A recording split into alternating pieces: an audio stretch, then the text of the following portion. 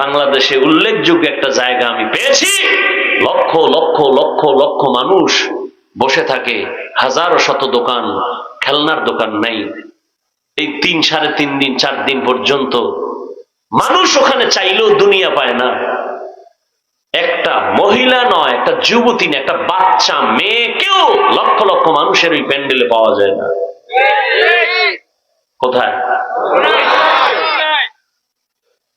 যাই খুঁজা দেখাইও,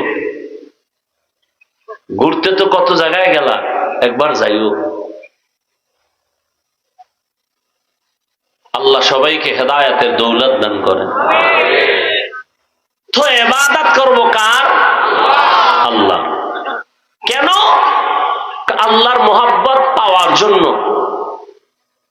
আল্লাহর মোহাব্বত নিয়ে মরতে পারলে আল্লাহর সাথে মোলাকাত হবে।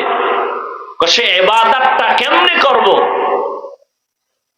আমরা মনে করি ইবাদত তাসবিহ টানো, যায় নামাজে বসে সারা রাত দিনের বেলা রোজা রাখো।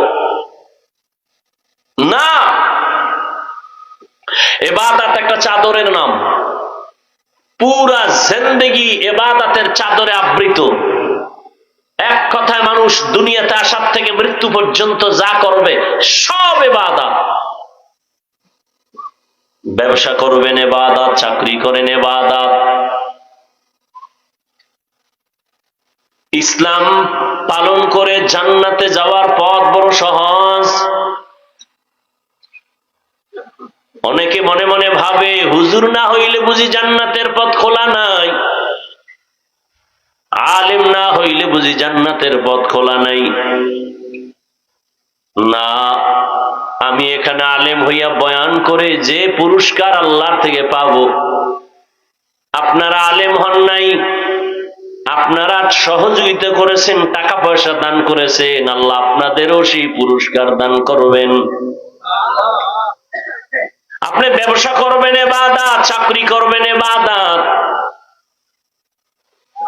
তবে মন গড়া না, দুইটা শর্তের বিনিময়ে জীবনে যা করবেন সব ইবাদত। আল্লাহ এই কথা বলে নাই দুনিয়াদারি বাদ দিয়া শুধু জিকির করো, তেলাওয়াত করো, নামাজ পড়ো। না,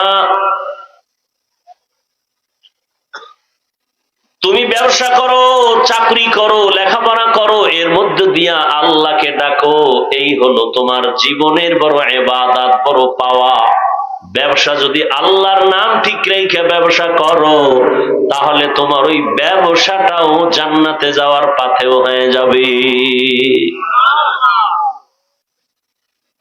আপনি চাকরি করেন, আল্লাহর হুকুম ঠিক মতো মেনে, নবীর আদর্শ মেনে যদি চাকরি করেন, আপনার চাকরিটাও নামাজ পড়েন, জিকির করেন, আল্লাহর মোহাব্বত নিয়ে চলেন, চাকরির মাধ্যমে জান্নাতের দরজা খুলে যাবে।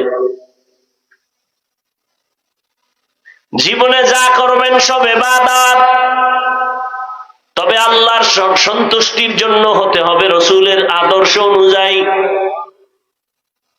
আর আমার নবীর আদর্শ কত সুন্দর! আঙ্গুলের নখগুলো কেমনে কাটবা যুবক বাবা, সেখানেও নবীর আদর্শ আছে।